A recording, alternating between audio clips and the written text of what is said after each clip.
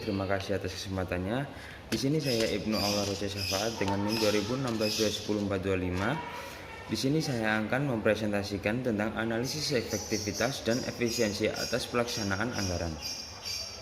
Yang pertama yaitu adalah manufaktur, di mana manufaktur ini adalah cabang industri yang mengoperasikan peralatan, mesin, dan tenaga kerja untuk mengolah bahan baku, suku cadang, dan komponen untuk diproduksi menjadi barang jadi yang memiliki nilai jual.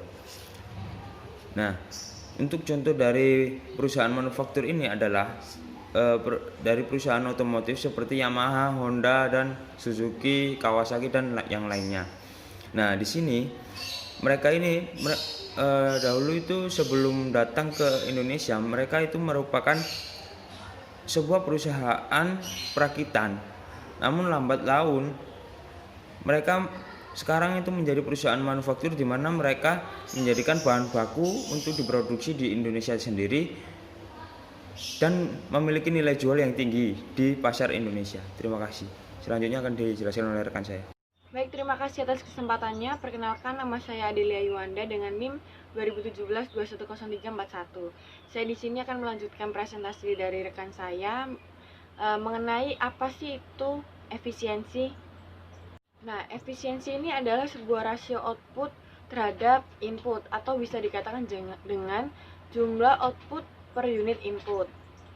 Nah, sebagai contohnya yaitu, maka unit A itu dapat dikatakan lebih efisien daripada unit B dikarenakan sumber daya yang ada di unit A itu lebih sedikit daripada di unit B. Nah, efisiensi ini sendiri biasanya itu diukur dengan cara membandingkan biaya aktual dengan standar, yang dimana biaya-biaya tersebut itu harus dinyatakan dengan output yang diukur. Baik, sekian presentasi dari saya. Selanjutnya akan dijelaskan oleh rekan saya. Terima kasih. Baik, terima kasih atas kesempatannya. Perkenalkan, nama saya Muhammad Haji Roman dengan NIM 2017-210188.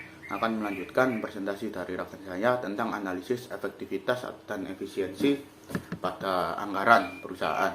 Ya. Kan dalam perusahaan itu dikatakan efektif dan efisien apabila memang barang yang dihasilkan itu sudah sesuai dengan tujuan atau standar atau mutu yang diinginkan oleh perusahaan. Tetapi inputnya atau input itu seperti biayanya, bahan bakunya, lalu biaya tenaga kerjanya itu lebih sedikit atau sama dengan apa yang dianggarkan oleh perusahaan ketika menganggarkan. Jadi pada aktualnya itu biaya-biaya tersebut itu untuk menghasilkan output itu lebih sedikit. Itu namanya efisien dan efektif. Jadi kedua hal itu harus dilakukan. Efisien saja tetapi tidak efektif itu tidak baik. Misalnya saja kalau efisien saja tetapi tidak efektif, itu biaya itu lebih murah, waktu juga lebih sedikit. Tetapi hasil yang terjadi atau barang jadi tersebut tidak sesuai dengan standar atau mutu yang ditetapkan oleh perusahaan, itu efektif tapi tidak efisien, atau efisien tetapi tidak efektif.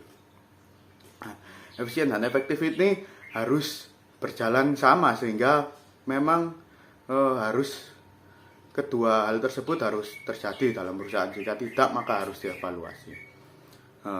Ini dia, efektivitas itu ditentukan oleh hubungan antara output yang dihasilkan dengan tujuannya. Jadi output yang dihasilkan ketika terjadi itu harus sesuai dengan tujuan atau standar mutu yang ditetapkan ketika kita menganggarkan sebuah produk tersebut.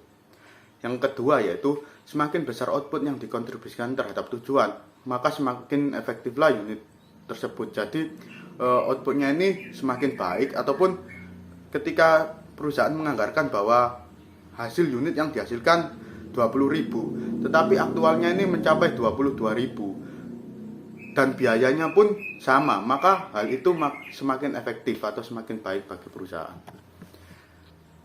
Selanjutnya yaitu, efisiensi dan efektivitas itu saling berkaitan satu sama lain. Suatu perusahaan manufaktur yang menjalankan anggaran dengan konsumsi terendah atas sumber daya, maka dikatakan efektif. Misalnya saja barang unit A ini memproduksi barang A, unit B juga memproduksi barang A. Tetapi unit A ini memiliki biaya yang lebih sedikit daripada unit B. Tetapi barang yang dihasilkan unit A dan B ini sama, maka yang dikatakan lebih efisien dan efektif adalah unit A tadi, seperti itu. Anggaran akan bersifat efisien jika melakukan sesuatu dengan tepat, dan akan bersifat efektif jika melakukan hal-hal yang tepat. Selanjutnya saya akan menjelaskan analisis varian. Analisis varian ini suatu alat yang bisa digunakan untuk mengatur seberapa efektif dan efisienkah perusahaan dalam melaksanakan anggaran. Bisa saja efektif, bisa saja tidak.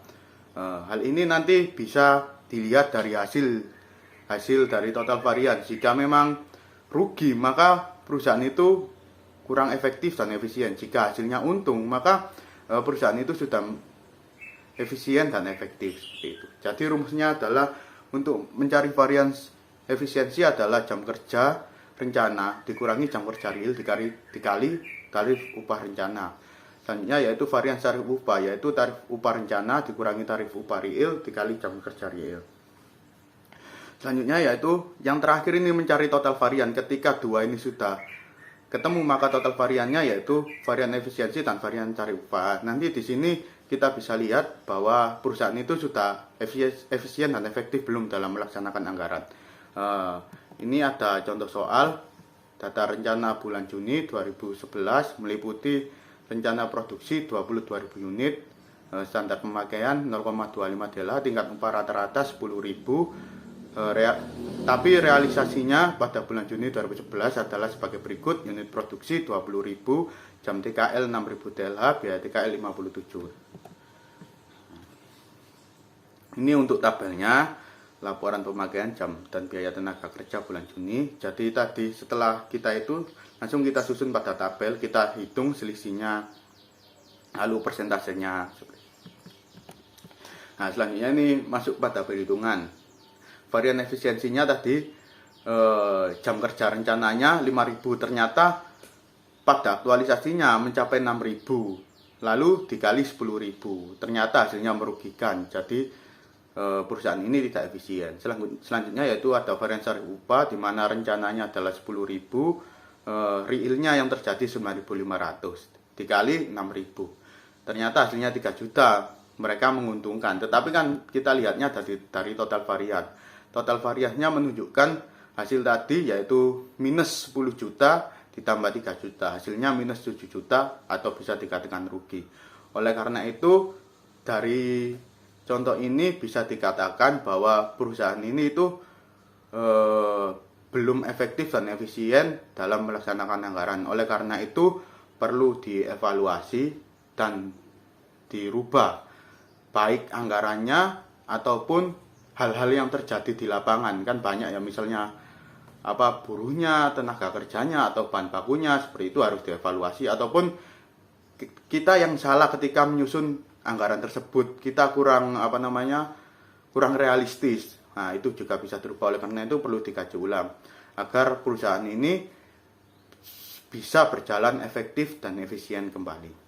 Sekian presentasi dari kelompok kami, semoga bermanfaat.